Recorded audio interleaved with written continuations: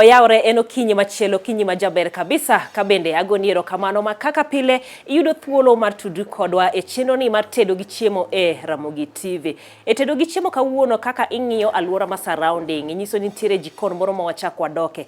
Kinyalo paro chien kacha ne waloso kit kahawa mopogore. To kareno kwatieko gi. Onyiso ni kahawa ni bende nitiere kaka inyalo medo gi kahawa mi mor, to nitiere gimi chaki mede iye mondo medi mor. Mano kanyero jatedo marwa Wycliffe biro nyiso ni to ginang'o gini ma bende nyamede kahawa mondo kela mor makamano. Oyaore machiegni erokamano ahinya kuom rwako e jikondi kendo. Mana ne jok ma awachi ni pok ong'eyi nyalo uru ni ng'a? Erokamano. An iluonga ni Wycliffe Adera Biga. Aud Masiro, Kathieno, C. Mayudre East Ugenya, Siaya County. To Nairobi kae apuonjo e skul miluongo ni Boma International Hospitality College. Kuma tija en puonjo gik mimadho. Sana specialize e gik ma odhi kod weche mag kahawa. Koro kahawa ma kawuono ma wadhi loso en moro mopogore kabisa to arwako mondo odhi karachiel. Iwacho ni imede gik mor. Gima idon kahawa no en kod caffeine. Koro wa enhance caffeine mamiyo dhano bedo mor no. Koro ing'eyo kane wachako show ni wacho ni nitiere kaka nofweny kahawa diek moro gi mor kabisa. To mani ing'e ni madha kahawa lilo. Koro idwa mede gigi. Koro wadwa mede kabisa wa enhance ma koro mor chando medre kabisa. Dhano hero wach moro ni coffee date. To coffee date ni sache moko ikwero waga ni coffee date kikiluong kuon. Kikiluong kuon go rech maduong' lakini nyalo luongo kahawa. Makoro mede gigi. Koro mede gigi. Sache moko budho bedo maber. Basi mane makoro yude. Aneno ka meso chacho wan gang'o gini ma waloso go. Koro kakae waboloso, in fact wadwaro loso drinks gi ariyo. Ma okawacho mokwongo wacho ni kahawa na sache moko nyalo bedo kimadhe koliet. Hot beverage like the cappuccino. Kaka mane waloso kinde machien cha. To seche moko bedo ni piny liet. Ok wanyal madho cappuccino, ok wanyal madho kahawa kaliet. Koro idwa gimoro mang'ich makwede. To obedo gi effect ma kahawa caffeine chande lakini en mang'ich. Koro waloso kahawa waloso kod ice cubes. Obedo kahawa mang'ich. Koro wabo blend wase blend to wasave. Mane miluonga ni iced? Waluonge ni iced coffee. Koro idwa ni sache moko kiloso cappuccino wanyalo bedo kod iced cappuccino. Wanyalo bedo kod iced mocha. Mocha ing'e en hot beverage. Koro sache moko wanyalo loko obed mang'ich. Koro iwacho ni waloso ma iced mang'ich motiyo gi ice cubes. Koro mana the same process ma wadhi kodo ma manyo espresso. Ma wabo extract, wabo golo kahawa, wabo tiyo kodo. Koro mani wacho ni espresso en base mar kahawa duto te. Espresso yudo ni en base mar kahawa duto. Ma kahawa yote idwa loso iced, idwa loso molos kod amuna no, idwa madho kahawa yote midwa madho. Nyaka los espresso en manya kiti kode. Koro mani rego kahawa koserege. Kahawa ni maber. Koro abodhi isoye machine kone. Koro abiro tampe mondo riwre maber. Koro abokete machine kae.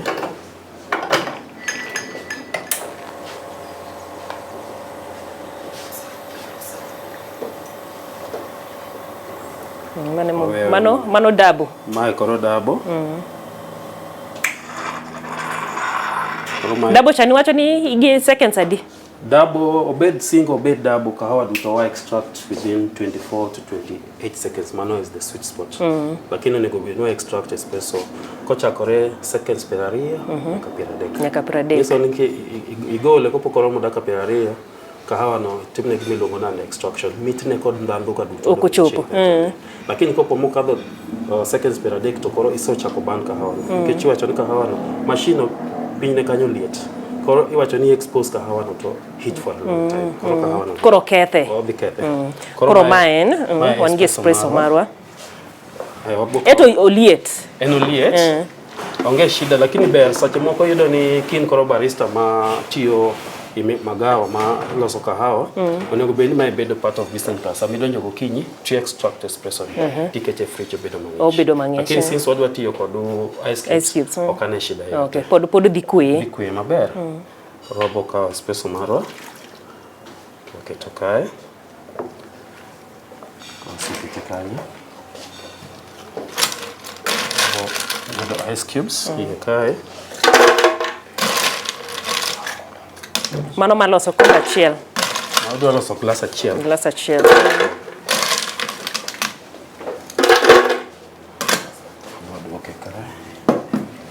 I want kod chak mang'ich kae. Chagwani and fresh milk, fat content 3.5. Koro wabotiyo gi chagwani. Wanyalo just to measure 2 glasses. Koro gima onego bed wang'eyo kae ni kopo natiyo gi ice cubes matin, to ice coffee mara ni dhi bedo mochot. Okay.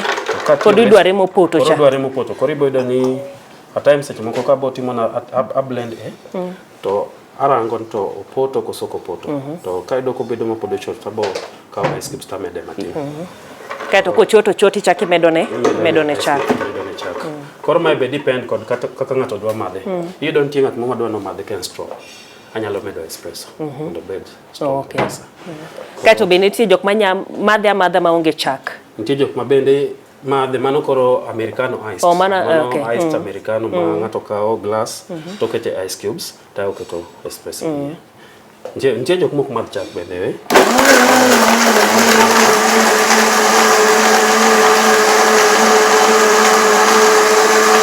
Koro blend manyaka kama ice cubes no. Giregore modumo.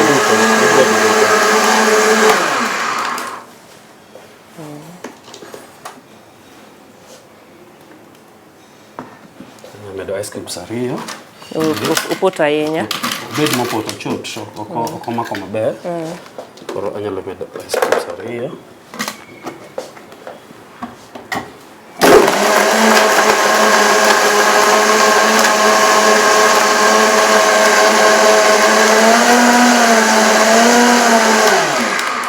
Yes, koro iced coffee marwa. Koro ikore. Ikore. Koro ena gima piyo kamano. Piyo kabisa. Gimoro ma ok kawo time. To kae to akete glass kamae.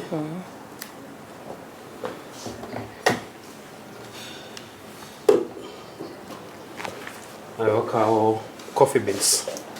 Watimo ne gima luongo ni garnishing. Akete ne coffee beans. Ibole wiye. Ibole wiye kae. Ibuyo ma wiye no. Ma wiye to ibuyo kanyo.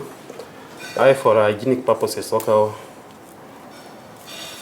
straw wang'ado kamae to waserve. Ka waseserve kamano to kwatieko. Mae milk jar wakawo to waketo sugar syrup. Okay. Sukari. Man sukari ma ochwaki. Wakawo sukari mochwaki kod pi ma koro wabiro wabedo kod gima iluongo ni iced. Wabedo kod ice, not ice but wabedo kod sugar syrup. Koro waonge kod sugar granules. Koro wakawo mae to waserve kod mae kamano. Okay. So nyakete kae.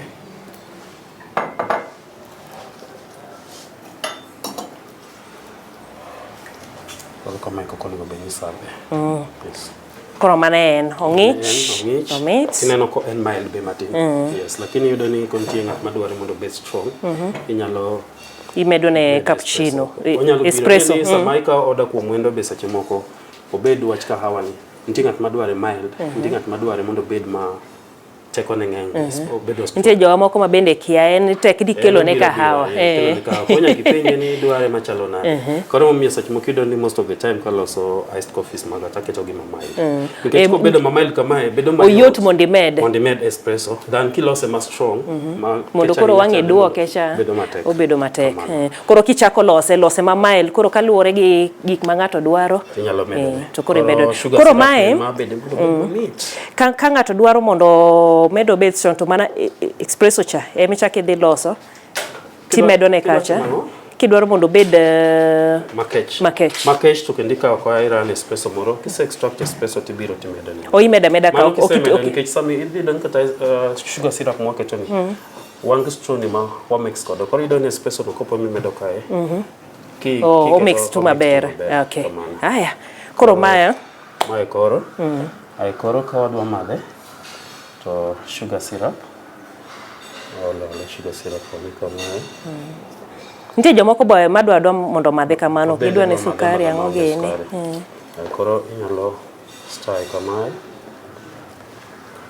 After that koro koka igolo mae and jait kamano. To ng'ich. Ma dwaro kinde nitie weather moro ma wae chien ka. Dwe mar 11 kata dwe mar 2 chien ka ntiere liet moro ne ntiere mang'eny kaparo ni idhi kode maber kabisa. Aya koro sama abelo ma kata madho ma moro no iwacho ni waloso nang'. Koro wadwa loso cappuccino. Sama tiyo kod cream ni to waloko nyinge. Yani gimoro nyinge koro dhi lokore. Yudo ni gik mwaloso yotende gi yudo ni ko papa ni imede gimo matin nyinge lokore. Itiyo gi timere ko kitiyo gi jinja nyingo pogre.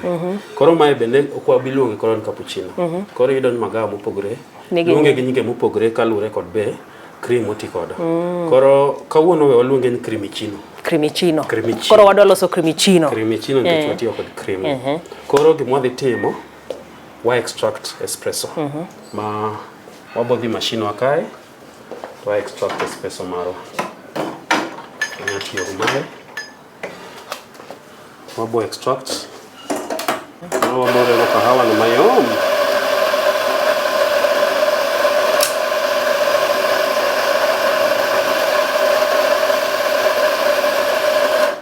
Wycliffe time moro mane warego kahawa cha ma kaito ne wabiloge. Niwacho nitiere kaka korege ma ng'ak to owuok emogolo ma strong koso. Sama warege ma ng'ak to iyudo ni overrun nikech koro particles bedo mang'eny koro pigno contact mar pi kod kahawa chande tin. Koro kahawa no iyudo ni flavors duto mani kahawa no dong ipota filter ka. Okay. Kore mo bedo okobudho kode enan pi kala shu lakini kwa rege mabe fine kabisa chalo lo mar kuoyo ko ole pito kala to dhi deni yudo ni koponwa kete ma onyukore kabisa ma fine kabisa tudo ni pibe ko chopo koro kuma pidhi onge koro pigno budho kaya minga to sama pigno ng'eny pigni liet na around 90-96 degrees odhi wango kahawa maroni koro kahawa no nyako bed dire kanyo and fine to can fine ahinya. Koro bang mae wa extract espresso marwa.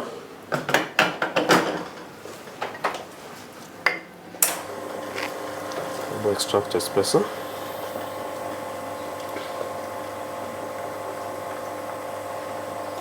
Yomi angade. A press double. To mayo ni gobena pressing. Koro run one shot tatiyo kodo button ma double shot. Okay. Koro bang mano espresso mo wan goni wabo keto ne cream. Koro cream wadhi keto wabo measure. Ipime. Wadhi pimo 45 ml. Koro 45 ml. Ntie jomo ng'e kaka single shot, double shot. Double shot. Koro single shot en ml per adek. Double en ml. Ma magolo? Ma 30. Ma 45. Ma be short. Ma twist ni. Okay. Ma koro mapimo ni adi waket ne double. Adi keto double shots. Yole wiye to mae. Eso le wiye. To nalo style natin. Ngato para ni en cappuccino cha. Token cappuccino. Token. Ar mantiere kendi an mawinjo tik mawuok koro ang'e gima timore. Koro bang mano wadhi chwako chagwa. Mana kaka chwako chak. Chak ma cappuccino. Wadhi chwako chak. An gi chak ma fresh kae. Koro chwako chak. Igole mar cream koso nyako bed chak ma okwa chwake ni wastime watimo ne gimilongo no frothing inje sauti mabiro no mondo gol buoyo bed chak mopoto yes wangi chagwa kai mopoto chagwa ni kare kabisa koro wadwa gore koro goro cappuccino normal cappuccino chande lakini koro inyalo ole to igoro cappuccino ni ingina temo ng'iyo kaka gini wuok gato ka maua wuok chagno poto emomiyo golo Omakore maber. Koro bang' mano wasabe. Kila kitu ni iye kakae. Kaka wacho ni cream watiyo kodono mit. Chak be ni iye kanyo mopoto maber. Espresso be nitiere. Koro mae onge gimoro ni ole sirap ang'o gini. Tema ne imagine mitne kata kapok ibele. Awinjo tikne. Ing'eni suya mo mamit biro. Ay kimadhe bende nitie ndalo mamit. Mamit mabiro. Koro kajoka coffee dates. Kiki to ahinya. Niko wach ni en kahawa to en kahawa. Strict. Kidhi madho kahawa to in idhi na madho cappuccino, ken espresso tidhi madho. Chiemo ro be imadho. Variety nitiere. Apa tedo gi chiemo ni be konyowa mang'eny kabisa mondo sani bende koro kiwuok ing'eno ng'iyo. Te jomoko mabe oseng'iyo kodi. Jal chako ter to jael en mana cappuccino. Inidhi ahinya gi cappuccino. Odwaro chai. Wasiko gani ni kahawa mar Afrika cha. To mani ing'eni en moro ma black cha. Full stop. Kaka buog joge. Kose ng'iyo ni last time ni gine cappuccino.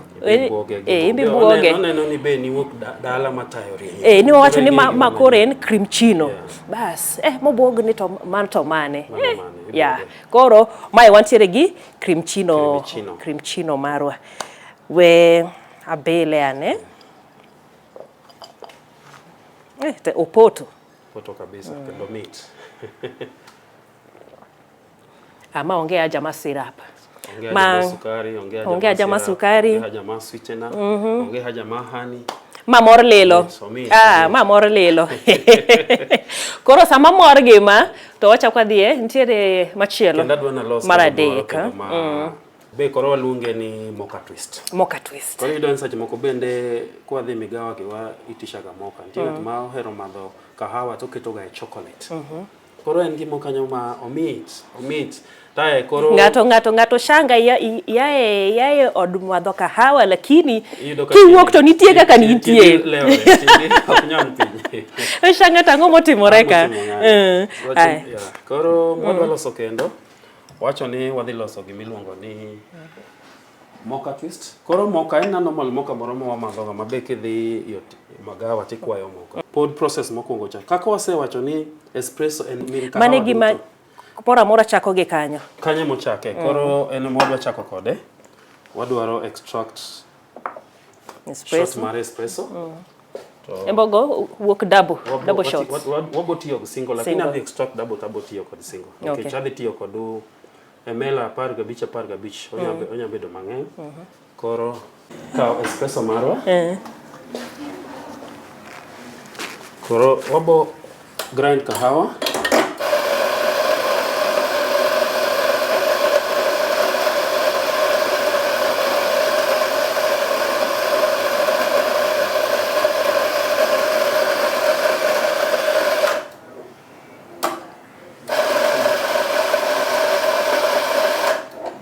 Grind kahawa marwa maber to watamp maber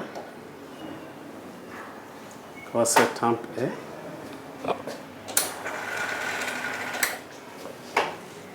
wa extract espresso marwa abo pull shot ariyo lakini abo tiyo kod single shot.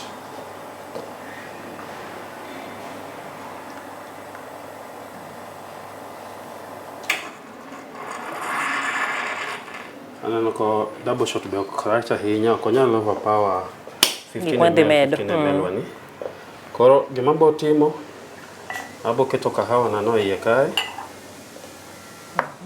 Seketo kahawa na iye ka. Tumedone cha. To achako kodu cream mokwongo ni. Cream mokwongo ni wakete 15 ml.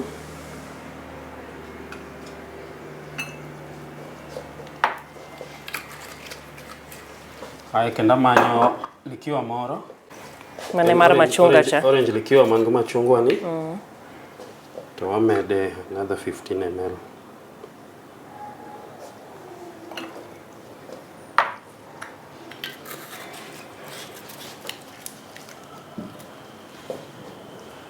Wabo kike.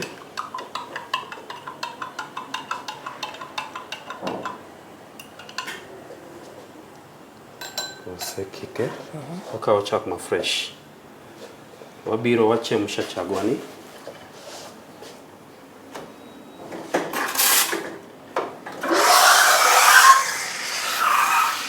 Chemsha ibo chako gol buoyo. Koseto koro kudwa buoyo. Microwave steam. Oh. Yes. En kore mure amuro bed maliet. Moka samwalo so. Okwa tiga chak ma obedo soft. Okay. Watiyo kod chak maliet.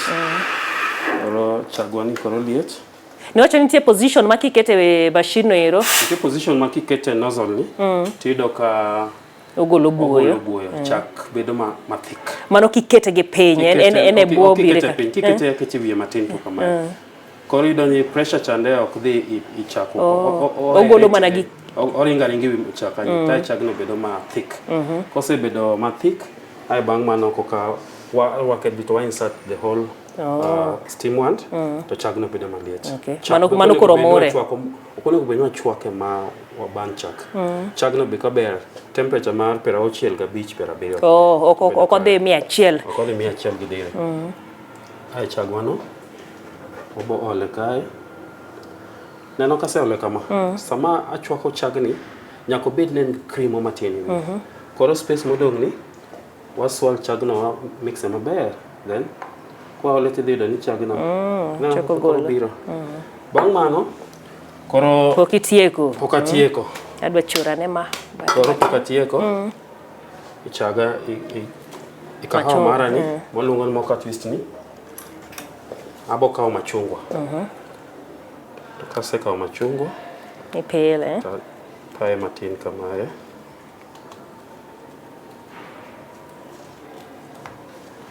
Kase kae matin kamae. Kanya longole. Imiye shape maber. Maber. Taya twist. Moka twist mae. Kuma koro ogolo go nyinge. Mana nyinge makoro. Omega. Koro ma inyalo kao, tiketo design midwaro. Nyalo kita kamano. Mondo hang to kaka float onge shida. Koro idonyo sama idwa madho kahawa marino. To soya medhi kuongo wich mijo. En mar machunga. To wan kod orange liqueur bende wa keto kanyo. Wan kod cream. Aya. Moka twist. Karibu erokamano ahinya. Koro, adwa penjo kaka jomoko bo penjo. Ingeni samoro ichopo to irwakori maber, mindisiri maber, ma gimoro amora timo maber. Kati kelo ni moka twist, to gimokuongo mitimo en ikaw gini chamo. Mae garnish, mae no yudo ni garnishes mwatiyo kod nitie garnishes moko ma ok wacham. To nitie moko ma wachamo. Ka en garnish moket ni seche moko slice mar watermelon to ichame. Yudo ni nitie cocktails bende oko kaka masache moko keno kaka mojito. To kuonde moko gi garnish gikao tiang' oniang. Kalure kod kumi wuokie kao tiang' tichongo maber. Tiketo. Kori kao tiang' ikuongi muodo monde. Kokichak timango. Kokichak madho. Koro garnishes go pogre. Garnishes moko ma oket ni kanyo ma inyalo tiyo kode as a star ma katika wekete kando. Nitie moko mabende mane makoro mi hamu ibedo kod gombo mar chamo gi chande. Koro ibo chame mokuongo. Nitie moro mabende okete ma en golo kele for display. Koro kaka mae neno mana ma nyiso. Nikech kawaida ji ok cham ga pot machunga. Koro mano nibo kawa sache moko be kikete maber tiyudo ni beta gi bathe kanyo kidhi nyime gi. Yudan sama wakao samwa loso iced coffee. Waketo coffee beans. Ngina coffee beans ngano kichamgi. Gi enough for display type bange to obodhi e buo kombe kocha cha. Koro mae nyalo kawa. Nyalo kawa. En koro sami ma kombe kamae kata kamae. Koro sami madhe to koro igole tikete kando. Tungeni en momiyo wa nying moka twist koro nkeche en twisted kanyo. Kando tae bilo. And so strong. Sache moko inyalo ka inyalo chachni kodi koro kaya ka ibedo careful. Kora bela kika madh. Kahawa mokoro onyongi nye otude maber ma. Ingeni mane gimutimo de gaji nikech keto ng'at kanyero ingeni ko madho gini to eno winja mit tingeno bet Koro gima timore go beverages, kido ng'at ma otimo beverages expert maber. Ido ni nyaka wan kod gimoko ka ni chai, obed kahawa, obed cocktail, nyaka timni gimoro ma attract mayuayi. Obed cocktail yudo ngi botiyo kod syrups moko makelo color moko mopogore ma igombo. Obed kahawa, sache moko display kaka serve omi igombo. Ayudo ni kochopo machiegni kod machungwa maketeno, harufu neno kende timango yuayi. Koro yudo sache moko tangato kobet machiegni kod yoko ng'eyo ni en ango ng'o mantiere. Sache moko ng'ato ibet kacha imadho ong'eyo ni madho okamari kata imadho chocolate, lakini nitie kaka itudo mitne gima in miwinjo in kendi ne ming'eyo. Aparo ni gima yuayo wang' is the first thing. Aparo ni most hotels kata display. Koro display no obed kahawa, obed chai, obed cocktail, nitie gimoro mabomi gombo mondo ng'iye gi wang'i okongo rwaki. Kaito kichame bende koro wacho ni bas. Okober neno. Wang'i oserwake, then suya cha. Koro ema koro tike chika kabisa. Koro kama iboydo ni igombe kichinene sache mokido ng'ato dhi ndio jok madhi ga hotel ko ng'eno dhi chamo. Kido ko ngiso waiter ni nataka kama hivi, adwaro kama cha. Nikech oneno kaka cha. Koro kosenene to samikelo ni chande harufu no kende koseywae koko dhi male. Samo madhe koro yakong'eyo mitne. Ochopo winje koro yudo mitne kamano. Iwacho ni gima ber okober neno kende, to ber bende sama koro ichame to mitno bende biro. Koro mae mocha twist marwa ma bende en motieko kode koso ntiere machielo ma wanya tieko kode. Warangane gima kendo wanya timo chiemo ng'eny gini ng'eny pod med mana doe wadoe mos koro kendo waduogo gumoro. Aya erokamano ahinya. Mano chef marwa Wycliffe. Mana wachni mogik chef kapok waloro. Gima nyalo wacho puonj mar kahawa ni en puonj moro ma yogajore ahinya. Odwaro somo maber. To yudo ni samwas puonjore kamae wa enhance experience bende mar jogo ma hero madho kahawa. Ng'at mo bende yudo ni odhi kama ichieme magawa ogombo no madho kahawa to neno ka piny liet to openjore to amadho kahawa ni liete wi liet. Lakini kopo no sayudo ni kara kahawa ni bente ka kwanyolo madhe ko ng'ich to oyudo ni kara en kod plan B. Wacho ni kila ng'ato nyaka bed go plan B. Koro kara en go plan B sama piny liet to madho gi mang'ich. Sama piny ng'ich en go plan B madho gi maliet. Sama be ochopo jioni kama odwa no bodh go nyadendi moro to odwaro ni bende ibi mi variety. Obedo hyper. Ing'en sache moko be yudo ni nitie jomoko ma kapoko bilo gimo ma odhi to kowuok yaw chunye. Koro wamiye kahawa ma yaw chunye mondo koro chimango mondo koro wach mantie chunye no. Yi kahawa no bende watimo ne gik mwatimo gi. Erokamano ahinya. Erokamano maduong' kuom puonjwa gi magi ma bende koro waseng'eyo gigo ma bende owinjo bed watimo kod kaka owinjo bed ni watimo mari. Koro ibende kiny kiwuok idhi magawa idhi madho kahawa mari ng'iyane bende koro kiko bed kama kawaida. Kaw gimoro manyien, kaw gimoro mamit. Nyaka odiechieng' machielo, chenro machielo matedo gi chiemo nyinga Jaelieta.